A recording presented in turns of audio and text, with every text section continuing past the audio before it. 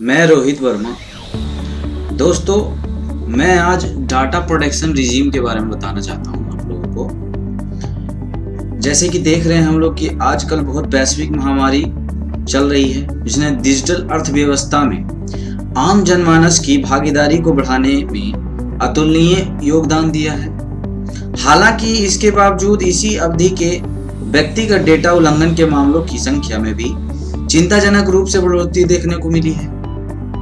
हाल ही में गुरुग्राम स्थित digital finance company MobiKwik पर कथित डेटा उल्लंघन के आरोप लगे हैं, जिसमें कुल 9.9 करोड़ उपयोगकर्ताओं का डेटा शामिल है और यह भारत में अब तक का सबसे बड़ा डेटा उल्लंघन मामला हो सकता है।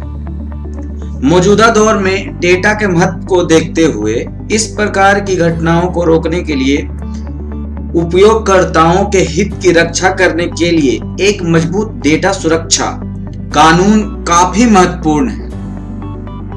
वर्तमान में भारत में उपयोगकर्ताओं के व्यक्तिगत डेटा को एकत्रित करने और संसाधित करने की विधि को मुख्यतः सूचना प्रौद्योगिकी अधिनियम 2000 के तहत से नियंत्रित किया जाता है।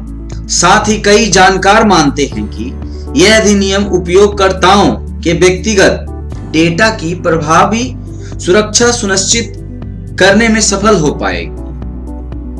दोस्तों, सूचना प्रौद्योगिकी अधिनियम के मुद्दे क्या हैं?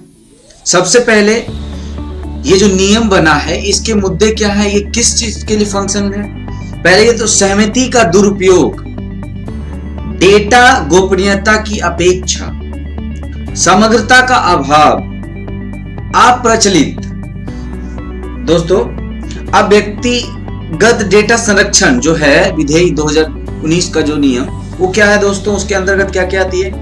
इस विधेयक का उद्देश्य है कि हर व्यक्ति के डेटा को प्राइवेसी दी जाए और सिक्योर किया जाए, जैसे भूमिका निर्धारण, डेटा की गोपनीयता, सिटीजन्स के राइट्स, नियामक की स्थापना इत्यादि। दोस्तों, अब जो ये विधेयक में संबंधित मुद्दे जो हैं वो किन पर लागू होंगी?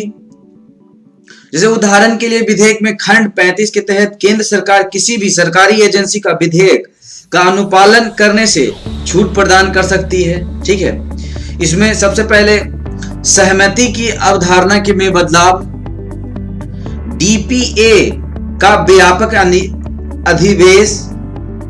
दोस्तों, इसका निष्कर्ष क्या निकलता है?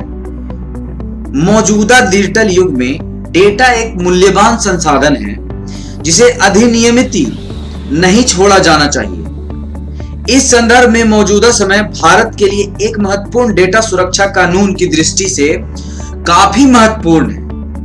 विधेयक की जांच कर रही संयुक्त संसदीय समिति वर्ष 2021 में संसद के मॉनसून सत्र में अपनी अंतिम रिपोर्ट प्रस्तुत करेगी। ऐसे में इस अंतरिम अवधि का उपयोग विधेयक में कुछ बदलाव करने और उसे और बेहतर बनाने के लिए किया जा सकता है, ताकि इससे संबंधित विभिन्न चिंताओं को दूर किया जा सके और एक मजबूत एवं प्रभावी डेटा सुरक्षा प्रणाली स्थापित की जाए। दोस्तों, मेरा आपसे एक प्रश्न है, इसका नीचे कमेंट में आप जवाब दीजिएगा कि मौजूदा